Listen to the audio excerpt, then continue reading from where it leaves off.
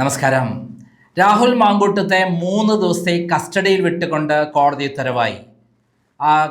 SIT special investigation team 7 ദിവസത്തേക്കാണ് ചോദിച്ചെങ്കിലും 3 ദിവസമാണ് അനുവദിച്ചതിന് കാരണം കോടതിയിൽ വലിയ തിരിച്ചടിയാണ് സ്പെഷ്യൽ ഇൻവെസ്റ്റിഗേഷൻ ടീമിന് കിട്ടിയത് എന്നതുകൊണ്ട് മാത്രമാണ്. എന്താണ് സ്പെഷ്യൽ ഇൻവെസ്റ്റിഗേഷൻ ടീമിന് തിരിച്ചടിയായത്? പ്രഥമദൃഷ്ട്യാ തന്നെ അവിടെ പ്രതിഭാഗം വളരെ ശക്തമായ രൂപത്തിൽ പറഞ്ഞത് പ്രതിയെ അറസ്റ്റ് ചെയ്തത് എല്ലാ നിയമങ്ങളും ലംഘിച്ചുകൊണ്ടാണ്. സുപ്രീം കോടതിയുടെ DK ബാസു വേഴ്സ് വെസ്റ്റ് ബംഗാൾ കേസിൽ കൃത്യമായി പറഞ്ഞിട്ടുണ്ട്. ഏറ്റവും പുതിയ സുപ്രീം കോടതി വിധി പ്രകാരം കൃത്യമായി ചെയ്യേണ്ട കാര്യം എന്താണ്? അദ്ദേഹത്തെ അറസ്റ്റ് ചെയ്യുമ്പോൾ അറസ്റ്റ് മെമ്മോ തയ്യാറാക്കി അതിൽ ഗ്രൗണ്ടുകൾ ഏത് കേസിനാണ് എന്തിനാണ് അറസ്റ്റ് ചെയ്യുന്നത് എന്ന് കൃത്യമായി വ്യക്തമാക്കി അറസ്റ്റ് മെമ്മോയിൽ ഒപ്പിടിയിക്കണം. അതിന് സാക്ഷി ഒപ്പിടിയിക്കണം. മാത്രമല്ല അദ്ദേഹത്തിന് അഡ്വക്കേറ്റുമായി സംസാരിക്കാനും സുഹൃത്തുമായി സംസാരിക്കാനുള്ള കാര്യങ്ങൾ ചെയ്തു തീർത്ത് മാത്രമേ അദ്ദേഹത്തെ അറസ്റ്റ് ചെയ്യാൻ പാടുള്ളൂ എന്നുള്ളതാണ് നിയമം. എന്നാൽ അത് ലംഘിച്ചുകൊണ്ട് അദ്ദേഹത്തെ പാലക്കാട് KPM ഹോട്ടലിലെ 2002 നമ്പർ റൂമിൽ നിന്ന് അറസ്റ്റ് ചെയ്തതിൻ്റെ രംഗങ്ങളും വീഡിയോകളും കൃത്യമായി ഹാജരാക്കിക്കൊണ്ടാണ് പ്രതിഭാഗം ഈ കാര്യം ചോദിച്ചത്. അത് കൃത്യമായി ബോധ്യപ്പെടുകയും കോടതി ശക്തമായ രൂപത്തിൽ ഈ കാര്യം ഉന്നയിക്കുകയും ചെയ്തു. മാത്രമല്ല പരാതിക്കാരിയുടെ പരാതി ഇമെയിൽ വഴിയാണ് വന്നിട്ടുള്ളത്, ഓൺലൈൻ വഴിയാണ് വന്നിട്ടുള്ളത്. ആ ഓൺലൈൻ വഴി വന്ന പരാതി ഒപ്പിടുകയോ അതേപോലെ അവരുടെ മെഡിക്കൽ ടെസ്റ്റ് നടത്തുകയോ ചെയ്ത ശേഷം മാത്രമേ FIR ഇടാൻ പാടുള്ളൂ എന്നുള്ള നിയമം. എന്നാൽ പരാതിയിൽ അങ്ങനെ ഒരു കാര്യം നോക്കാതെ പരാതി കിട്ടിയ ഉടൻ തന്നെ FIR രജിസ്റ്റർ ചെയ്താണ് നിയമവിരുദ്ധമായിട്ടാണ്. ഈ കാര്യങ്ങൾ കൊണ്ട് തന്നെ ഈ കേസ് നിലനിൽക്കുകയില്ല പ്രഥമദൃഷ്ട്യാ. കൂടാതെ ഇതിൽ പറഞ്ഞിരിക്കുന്ന കാര്യങ്ങളെല്ലാം തന്നെ നിലനിൽക്കാത്തതും സുപ്രീം കോടതി വിധിക്കും എതിരാണ് എന്ന് പറഞ്ഞ് കൃത്യമായി കോടതി ഈ കാര്യങ്ങൾ ചോദിച്ചപ്പോൾ പ്രോസിക്യൂഷൻ ഉത്തരം മുട്ടി. അതായത് പോലീസിന് ആദ്യഘട്ടത്തിൽ തന്നെ വലിയ തിരിച്ചടി കിട്ടി. പ്രഥമദൃഷ്ട്യാ തന്നെ അങ്ങനെയുള്ള സാഹചര്യങ്ങൾ വന്നപ്പോഴാണ് 7 ദിവസം ആവശ്യപ്പെട്ടുകൊണ്ടുള്ള ഹർജിയിൽ തീർപ്പാക്കിക്കൊണ്ട് 3 ദിവസം കസ്റ്റഡിയിൽ വിട്ടത്. ഇന്ന് വലിയ ജനക്കൂട്ടമാണ് പത്തനംതിട്ട കോടതിയിൽ പുറത്തുണ്ടായിരുന്നത്. അകത്തും പുറത്തുമായി ഉന്തും തള്ളുമായിരുന്നു. പോലീസിന് നിയന്ത്രിക്കാൻ പറ്റാത്ത വിധത്തിലാണ് കാര്യങ്ങൾ നീങ്ങുന്നത്. എന്നാൽ ഇപ്പോൾ രാഹുൽ മാങ്കൂട്ടത്തിന് അനുകൂലമായിട്ട് വലിയ തരംഗമാണ് കേരളത്തിൽ ഉണ്ടായിരിക്കുന്നത് എന്നാണ് സത്യം. കാരണം അദ്ദേഹത്തെ പോലെ ഒരു MLA ആരാണ് എന്താണ് എന്നുള്ളതല്ല, അദ്ദേഹം ഒരു ബലാത്സംഗം ചെയ്തു എന്ന് പറഞ്ഞ പരാതി പ്രഥമദൃഷ്ട്യാ തന്നെ ഇഷ്ടപ്രകാരമാണ് അവർ തമ്മിൽ ലൈംഗിക ബന്ധത്തിൽ ഏർപ്പെട്ടത് എന്നുള്ള തെളിവുകൾ വന്നിരിക്കുകയാണ്. പ്രധാനമായിട്ട് തിരുവല്ല ഹോട്ടലിൽ വെച്ച് അവർ സ്വയം റൂമെടുത്ത്, അതായത് ഈ പറയുന്ന അതിജീവിത റൂമെടുത്ത് കാനഡയിൽ താമസിക്കുന്ന തിരുവല്ലക്കാരിയായ ഭർത്താവുള്ള ലേഡി ഭർത്താവിനെ വഞ്ചിച്ചുകൊണ്ട് സ്വയം റൂമെടുത്ത് അവിടേക്ക് വിളിച്ചു വരുത്തുകയായിരുന്നു. 2 വർഷമായി ഇവർ പ്രണയത്തിലായിരുന്നു. അങ്ങനെ പ്രണയത്തിലായ കാര്യം ഭർത്താവിനെ വഞ്ചിച്ചുകൊണ്ടാണ് രാഹുൽ മാങ്കൂട്ടമായി പ്രണയത്തിലായത്. അങ്ങനെയുള്ള പ്രണയത്തിലായ ഈ പറയുന്ന അതിജീവിത അവിടേക്ക് വന്നത് എങ്ങനെയാണ് വന്നത്? ആദ്യമേ റൂം എടുത്തു, എന്നിട്ട് രാഹുൽ മാങ്കൂട്ടത്തെ അങ്ങോട്ട് വിളിച്ചു വരുത്തിയതാണ്. എന്നിട്ട് അവിടെ വെച്ച് ബലാത്സംഗം ചെയ്തു എന്ന് പറയുന്നതിന് അന്ന് തന്നെ ഒരു പരാതി കൊടുക്കേണ്ടതാണ്. ഇന്നേ വരെ പരാതി കൊടുത്തിട്ടില്ല. ആ പരാതി കൊടുക്കാത്ത അതിജീവിത പിന്നീട് സമ്മാനങ്ങൾ ഓഫർ ചെയ്യാണ്.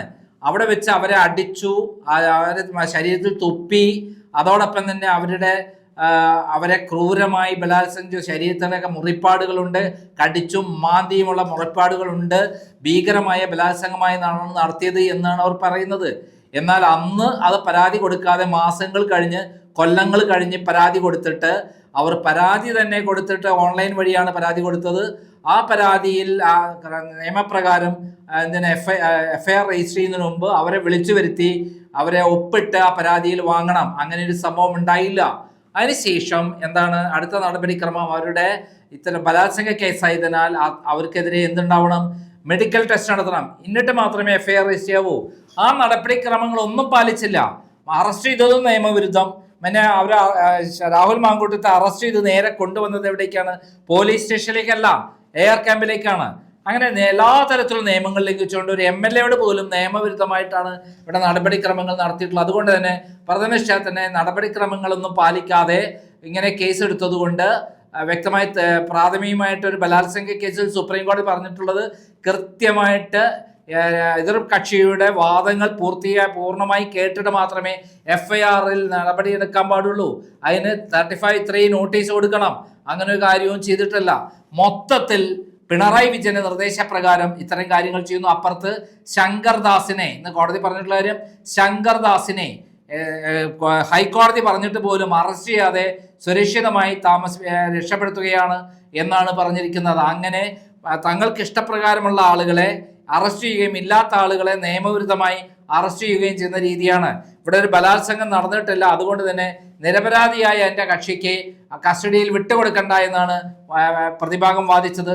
ആ ഭാഗം അംഗീകരിച്ചുകൊണ്ട് തന്നെ നിയമപ്രകാരം പൂർത്തീകരിക്കേണ്ട കസ്റ്റഡിക്ക് വിട്ടുകൊടുക്കുകയാണ് ചെയ്തത്. 3 ദിവസത്തേക്ക് മാത്രമാണ് വിട്ടുകൊടുത്തത്. ആദ്യത്തെ തിരിച്ചടി ഗവൺമെന്റ് സർക്കാരിന് തിരിച്ചടി കിട്ടിയിരിക്കുന്നു, പ്രോസിക്യൂഷന് തിരിച്ചടി കിട്ടിയിരിക്കുന്നു. 7 ദിവസത്തിന് പകരം 3 ദിവസത്തേക്ക് മാത്രമാണ് കോടതിയിൽ വിട്ടുകൊടുത്തത്.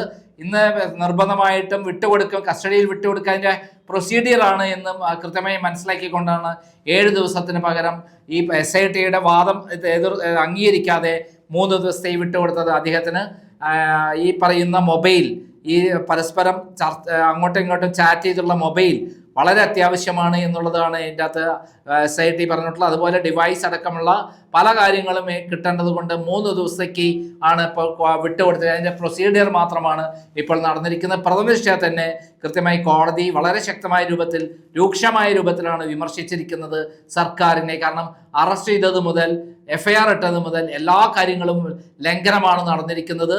മാത്രമല്ല ഈ കേസ് പ്രഥമദൃഷ്ട്യാ തന്നെ കേസ് നിലനിൽക്കാത്തൊരു കേസാണ് എന്ന് പ്രഥമദൃഷ്ട്യാ തന്നെ വ്യക്തമാണ്. ബലാത്സംഗം ഒരിക്കൽ നിലനിൽക്കുകയില്ല എന്ന ജസ്റ്റിസ് നാഗരത്നയുടെ വിധി കൃത്യമായി ചൂണ്ടിക്കാണിച്ചു. അങ്ങനെ സുപ്രീം കോടതി വിധിയുള്ളപ്പോൾ എങ്ങനെയാണ് ഈ കേസെടുക്കാൻ പോലീസിന് കഴിയുന്നത് എന്നുള്ള ചോദ്യമാണ് ഉയർത്തിയത്. എന്തായാലും കസ്റ്റഡിയിൽ വിട്ടുകൊടുത്തിരിക്കുന്നു. ഇപ്പോൾ അദ്ദേഹം കോടതിക്ക് പുറത്ത്, തിരുവല്ല കോടതിക്ക് പുറത്ത് ആയിരക്കണക്കിന് ആളുകൾ തടിച്ചുകൂടിയിരിക്കുകയാണ്. എന്തായാലും അദ്ദേഹത്തിന് അനുകൂലമായുള്ള ട്രെൻഡ് കേരളത്തിൽ രൂപപ്പെട്ടിരിക്കുന്നു. വന്ന് വരുന്ന വീഡിയോകൾക്കൊക്കെ തന്നെ വലിയ തോതിൽ ജനങ്ങൾ ഒറ്റയടിക്ക് രാഹുൽ മാങ്കൂട്ടത്തിന് അനുകൂലമായിട്ടുള്ള ഹീറോ പരിവേഷമാണ്. അദ്ദേഹത്തിനോട് കാണിക്കുന്ന ക്രൂരതയ്ക്കെതിരെയാണ്, പിണറായി വിജയൻ കാണിക്കുന്ന ക്രൂരതയ്ക്കെതിരെയാണ് ശക്തമായ രൂപത്തിൽ ജനങ്ങൾ പ്രതികരിച്ചു കൊണ്ടിരിക്കുന്നത് എന്നുള്ളതാണ് സത്യം. അതിനെക്കുറിച്ച് പ്രത്യേകമായ വീഡിയോ നമുക്ക് അടുത്ത വീഡിയോ ചെയ്യാം. നന്ദി, നമസ്കാരം.